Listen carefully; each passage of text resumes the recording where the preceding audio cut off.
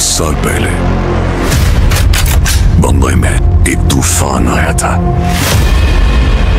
So hey guys, welcome back to my channel. तो आज की इस मूवी का नाम है केजीएफ चैप्टर 3 और ये बेस्ड रहने वाली है केजीएफ चैप्टर 2 के ऊपर, क्योंकि जहां पर संजय दत्त का सीन खत्म होता है वहां से शुरुआत होती है केजीएफ चैप्टर 3। और इस मूवी में दिखाया जाता है कि रॉकी जो कि अपने साम्राज्य को मजबूत करने की कोशिश में आगे बढ़ते हैं, उनको दिखाया जाता है कि उनके नए दुश्मन पनपने लगे हैं। तो वहीं दूसरी तरफ दिखाया जाता है कि राजनीतिक शक्तियां जो कि रॉकी को तोड़ना चाहती हैं वो महत्वपूर्ण भूमिका निभा रही हैं रॉकी को नीचे गिराने के लिए, लेकिन उनके ही कई दोस्त उनकी दुश्मन बने फिरे हैं। लेकिन अपने दुश्मनों को खत्म करने के लिए, अपने दोस्तों की रक्षा करने के लिए रॉकी कुछ भी कर सकते हैं। फिल्म में नए पात्र को भी ऐड किया गया है जिसमें कि संजय दत्त एक नए एक्शन सीक्वेंस में दिखेंगे।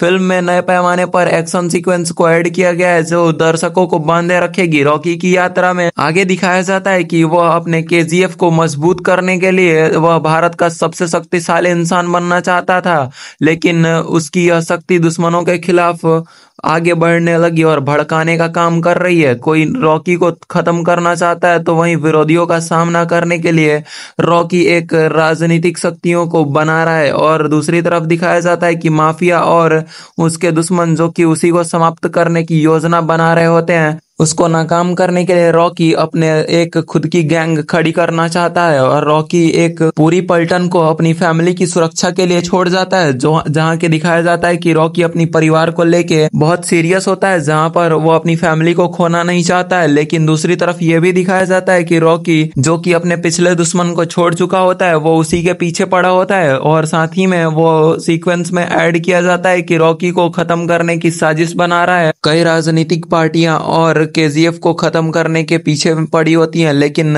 रॉकी एक अकेला खड़ा होता है, जहां पर दिखाया जाता है कि रॉकी के साथ उसकी एक विशालकाय सेना खड़ी होती है जिसको देखकर कोई भी भौचक्का रह सकता है। और राजनीतिक पार्टियां जो कि उसको खत्म करने के फिराक में होती है वो उसकी गैंग को देखकर पहले ही दुम दबा के भाग जाते हैं, लेकिन बाद में दिखाया जाता है कि संजय दत्त अकेले ही केजीएफ को टारगेट करते हैं और रॉकी को एक चुनौती भरा पत्र भेजते हैं जिसका रिप्लाई कुछ भी नहीं आता है।